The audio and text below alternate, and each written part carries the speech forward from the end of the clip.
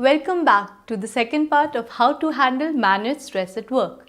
In this video, as promised, I will share the top 7 reasons of stress at work and give tips based on my own experience as an HR professional on what to do if you're being bullied or harassed at work. If you missed out on the first part, don't worry, the link is up there. Just click on it. If you're on my Facebook page, then the link is in the description below. Hi, I'm Ruchi Singh from Ruchi Singh Talks. Master the mindset and become the master of your life. Please subscribe if you haven't already, and let's jump into it. I firmly believe the situation causing us stress may not be in our control, but how we manage it is in our control, always. So the top reasons for stress at work are being bullied or harassed at work, excessively high workloads with unrealistic deadlines, not getting appreciation, recognition for the work, feeling that incompetent people are promoted because they are close to the right people, no clarity about career progression, concern about job security, level of pay, lack of sufficient training for the job given, lack of or insufficient direction and support by the boss, multiple reporting line for employees with each manager asking for their work to be prioritized, and lastly, toxic work environment, office politics, poor working relationship leading to a feeling of isolation. So let's start with the issue of being bullied and harassed at work. I'm not going to get into a legal description of it that anyone can Google, right? But understand this, bullying and harassment is illegal and there are laws to protect employees. If you are being bullied or harassed, do not take it lying down. I myself faced harassment at work, so I agree that it is a very challenging situation, but getting stressed has never helped anyone. In fact, it makes it worse. Shift the focus to finding a solution, and I tell you from my own personal experience that the stress disappears. In fact, my mantra in life is, when life challenges me, I say challenge accepted, game on. So I had just started working in a multinational and I was a senior exec in a talent management team at that time. And I was reporting to an AVP. Now this gentleman loved to be buttered up and I'm not good at it at all. I think that upset me, though till date I do not know exactly why he didn't like me. So he started increasing my workload.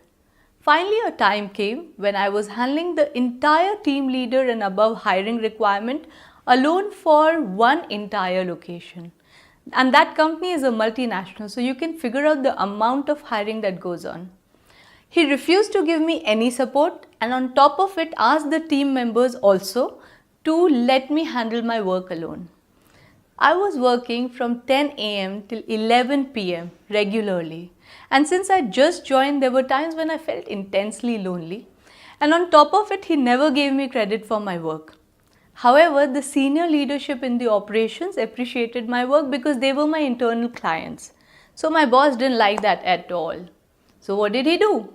He started a rumor that I was giving interviews outside looking for a job. All this went on for 4 months. And I tried talking to him, sharing my concerns, but it backfired. Now I had a choice. I could leave, and I was actually very good at what I was doing, and I had a fantastic network. So I could have easily left and found a job. But I was so furious at his behavior. It was like, how dare he? I did not leave the job. I luckily have this habit of putting every single thing on mail, and I recommend this practice to every single working professional. I started collecting information which proved that in last 4 months, I had single-handedly done my work, my non-existent team's work, and the work of my boss too. He never put in 8 hours of work at office. In fact, 5 hours was a long stretch for him.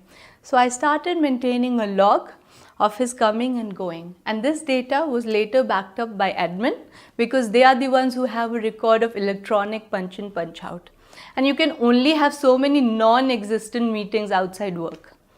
Then I started connecting with every relevant person I could at my level and started sharing my concern. Then after a month, I requested a meeting with the global HR head and shared my problem and all the proof I had. My work, all the proof I had, and my goodwill helped. This AVP, after a month's investigation, was politely asked to resign. And I actually got a promotion. The reason why I shared this was to make a very important point. The situation may not be in our control, but in any given situation, we decide how to respond. Do you know, half the battles are won or lost in the mind? And it was a very difficult situation for me. For some time, I actually felt on the verge of a breakdown. But then I was so furious at the sheer injustice of it that I decided to fight with all I had. If I had left, I would have never had the courage to stand up and fight for myself. And do you know, once I decided to fight back, I actually used to look forward to go to work because the same situation turned from a problem to a challenge, and challenges are fun. Running away was not a solution because there is no guarantee that in the next job, next boss will be perfect. So the biggest asset we have is ourselves. So we have to work on ourselves. And if you are facing some form of harassment, I recommend these 5 steps. I wish actually we were taught these things when we were doing our MBA. First, try and discuss it directly with the person who is harassing you. And before you do, I suggest you write down every single thing you want to discuss, reread it and fine-tune it. Make it to the point. The reason is that the better prepared you are, the stronger and more in control you will appear. And that is very important.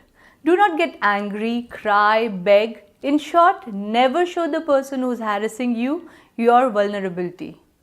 The purpose is to get the message across that you are not going to accept such behavior. Make it a practice to document every single thing. Take my word, as an HR professional, this single practice will make your life easy in so many challenging situations in work. If discussing the situation with the person who's harassing you doesn't work, go to the supervisor of that person. And if it doesn't work, then you go to HR. There are laws protecting employees against harassment. And the worst case scenario, if nobody helps you in the company, know that there are laws protecting people against harassment. You can file a legal complaint. All this is not easy, but sometimes the tough option is the better option. Because if you do not stand up for yourself, nobody else will. I hope it helped. If you liked it, please share and subscribe so that you do not miss out on the new videos. All the links to my social handle are in the description. Stay connected for the next video on stress management at work, where I will share tips to handle excessively high workloads with unrealistic deadlines. Thank you so much for giving me your precious time. Thank you.